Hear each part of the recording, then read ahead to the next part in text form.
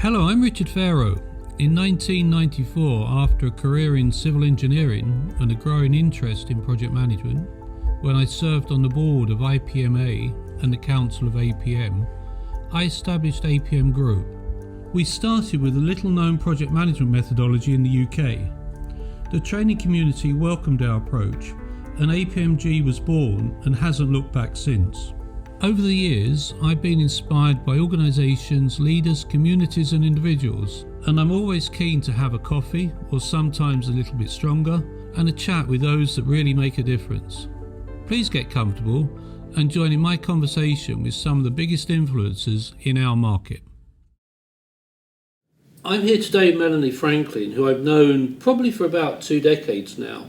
And Melanie has built a career as an author, a writer, a thinker in change management, and in particular as an agent provocateur. And when she's delivering her training programs and consulting programs around the world, you can always expect to see Melanie bring out the best in the people they're talking to. So I'm delighted to be able to catch up with Melanie while she's passing through London running a training program to talk about the world of change management. But before I say a few words and ask you a few questions, Melanie, how would you introduce yourself to our audience listening to you as an expert on change management? I think that's probably the thing that I would say, is that I do invest a lot of time trying to make sure that I develop my expertise. What excites me about working in both the agile and the change space is that it is fast moving, and I don't think any of us have got the answers. I don't think it's simplistic. I don't think there's a silver bullet that says if we do X, we definitely get Y. And I think that we're continually learning from our colleagues in neuroscience and behavioural economics. The schools of positive psychology are giving us great insight into how perhaps we can help people adopt and develop new ways of working. And so you have to keep building your skills. So for someone from an engineering background, that sounds particularly scary, that we're bringing in those new sciences and those softer skills. So how does that fit into this world at the moment where people talk about either change or transformational change? So how would you differentiate between transformation and normal organisational change, or is there a difference? I think transformation is a great label to put on the scale of the difference that an organisation wants to make. I think it's the label that indicates that perhaps this is going to be perhaps organisation-wide or really very thought-provoking. But I think that describes the what. I think change management is very much about the techniques that you would have to use to achieve that kind of activity. Change management, really simply, is all the activities that we use to make people aware that they need to do things differently, to persuade them to do things differently, to encourage them and motivate them, and help them practice and experiment, perhaps pick themselves up after they've made mistakes, because when you're trying something for the first time, it's never going to go smoothly first time round. So there is this idea of resilience in there. How do we develop that? And then helping them bed it down afterwards as the new norm. And does that vary between industry? Is there much difference between industry? And probably the bigger question, because it's always a hot topic these days, between culture. Can any organisation transform? Can any people in any culture transform? What would you draw out? Are there any differences? Because often from an outside you assume there must be, but for someone on the inside, are there? I don't think that there are differences by industry or by culture, because at the heart of everything we're doing in change is it's a human being who's being asked to stop doing something that's probably a well-worn routine. It's a known habit, and they're being asked to stop doing that, to forget doing that, and to actually learn skills and practice new routines that become the new norm. And it's all about the human condition. I don't think it matters whether or not I'm working in the Middle East or in North Africa or in Europe or North America. It doesn't seem to matter. It's all about how people experience the loss of skills, the fear that they've got to learn something new, and then the excitement when it starts to become, oh, I've got this, I know what I'm doing. And so I don't think it matters if you're training somebody who is in a global healthcare company that perhaps is looking at how hospitals run better, or whether or not you're working at an oil refinery or an airport that's got to put more passengers through, or those who are going to design a new car. It all seems to be the same because it's the human condition. So how do you help people over that? If it's about getting people to buy into it, no matter where they are in the organisation, and we're all resistant to change, particularly when it's done to us. So, what would be your top tip to enable people to accept that it is likely to be for the better, and at the end of the day, we all have to change, otherwise we're in a very, very bad place? What's your top tip for the individual that's being changed? I think if you want to help people overcome the fear factor, perhaps what we don't do enough of is when we talk about change, we don't remind people of all the things that are going to remain the same. But when you start to talk about the things that remain the same, that's very calming, because those are the things they already know how to do. Too often we talk about the next new thing as if it's the only thing that anybody's interested in. But if you can put it back into the context of other things that they're already doing and that will remain the same, then it enables people to perhaps take a little bit of the fear out and to realise that this is doable. But at the same time, I would challenge your statement about the change is good for us in the longer term. Because I'm certainly working with lots of organisations who have a common experience. They are taking out, from a system perspective, an awful lot of local systems, sometimes called legacy or current systems, and they're replacing them with one unified platform across the whole organisation. And actually what I'm managing is a lot of loss, because people are losing systems that they've tweaked over the years to meet their local practices. They've got lots of little bits and pieces that really help them get the job done as fast as possible. And when we rip all of that away and we're actually implementing, everybody's on the same platform. So organisationally, that's a great thing. But individually, there's loss because their job takes longer. There's more manual processes temporarily until once we've got everybody on the same platform, we can then start adding more and more functionality. And this week alone, I've been dealing with an organisation that's going to experience that loss over the next 14 months before we even get to a point where we're starting to add in new features and they can really start to get the benefit. So we have to think about how that's not very motivating. To basically be told that you're going on a diet where you can't eat any of your favourite foods for 14 months doesn't sound like something you want to do. So what we're doing is we're putting together a team that will every month start to look at some things that would improve the condition, that can add a few extra tweaks. So we're carving out a little bit of the effort just to create some of that motivation and keep people inspired. We're basically saying that they can have a bar of chocolate every few weeks and we'll make it a bit better. So on that basis, how much change do you think someone can accommodate and be happy? So if the transformation is incremental, how big a bar of chocolate can I eat at any one time? I think that many organisations are now realising that we talk about change management sometimes as a mental health aid, because we're getting to a point where people are so stressed by the fact that nothing feels certain, nothing feels ordinary, because every day they come in and they find that they're being asked to stop doing one thing, start doing something else, use a new system, work in a new place, work with somebody else, or learn the concepts of a new product or service, that they're on shifting sands all of the time. And I think one of the most important things we can do in the wider sense of leading a transformation is to keep the idea of a cohesive picture. How do you knit together all of the individual changes that you're asking people to make so that it feels like it's actually an evolving picture, and they can see that what they were doing last week actually has supported what they're being able to do this week and the coming weeks, that there is actually a flow to what they're being asked to do. If we fail to do that, then it appears to those who are experiencing high volumes of change that they're constantly being asked to go off at a tangent, left, right and centre.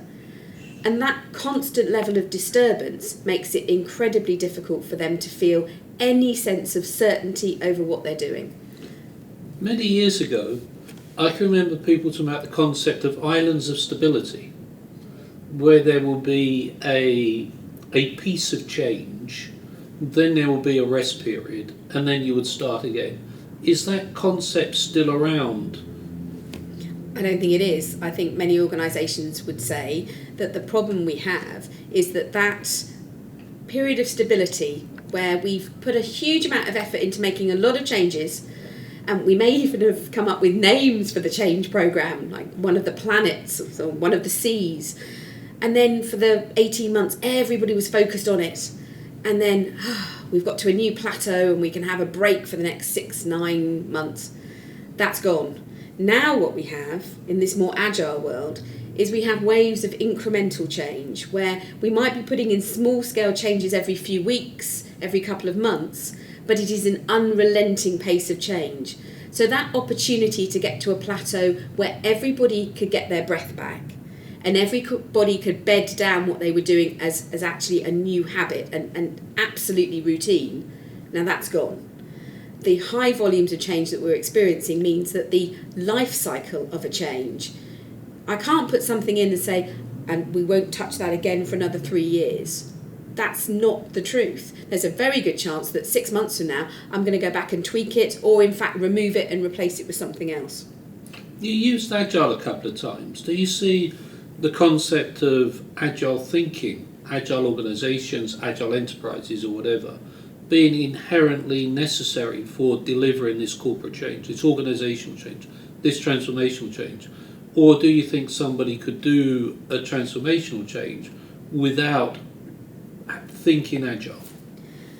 I had somebody with me this week who absolutely realised for the first time that Agile was probably the most common sense thing that he'd heard in a long time. Because what he realised was that his take on Agile, and everybody has a slightly different take, was a recognition that it's incremental delivery of change. That he doesn't have to plan everything up front in detail. He can do a little bit, experiment, understand what the feedback is from that, and then adjust what he's going to do next off the back of that feedback.